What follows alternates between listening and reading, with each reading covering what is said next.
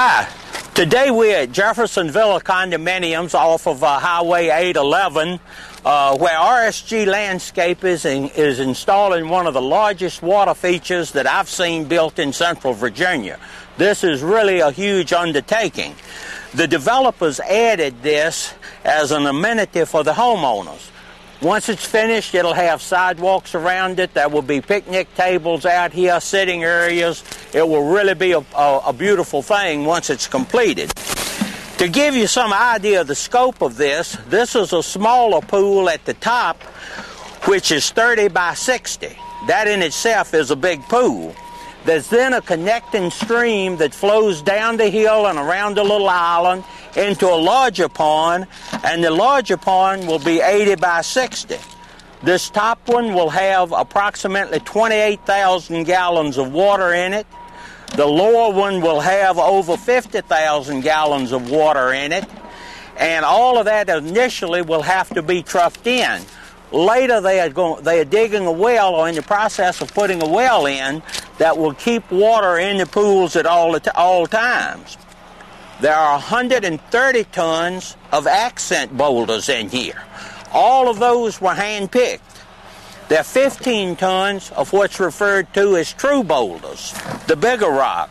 Again, each one of those was selected by hand, and then to finish it off around the base, there are 75 tons of gravel.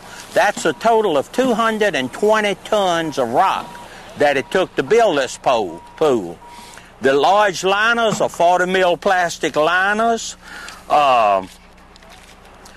Most of these rock have been placed in here by hand. They're not just casually thrown in. Each one of them is placed by hand in its selected place to try to give it a very natural look and feel. Once it gets sorted and gets finished off, it'll look almost like it had been here for years. After it's finished and after the water is in it, then it'll come back to be planted. So it's a time-consuming thing. It's a large operation. RSG has built a lot of ponds. They do an excellent job on ponds. They built a pond for me that I've been extremely pleased with, but nothing of this scope. So it's going to be interesting to follow this and see what's happening. We're going to plan on being back out here in a few weeks after they finish and get the water in it, and after they get the plants down. We're going to come back then and take a look at how it finishes off. Then we're going to come back in the fall after it's been landscaped and some of the other parts of it, like the walks and so forth, are in. We want to come back out in the fall and see how it looks just below frost.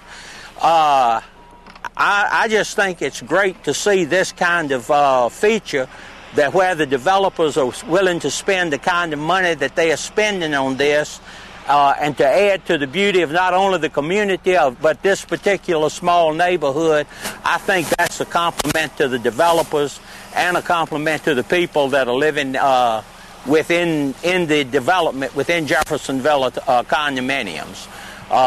Next week we're going to take a look at a landscape that I consider a well-done, low-maintenance landscape.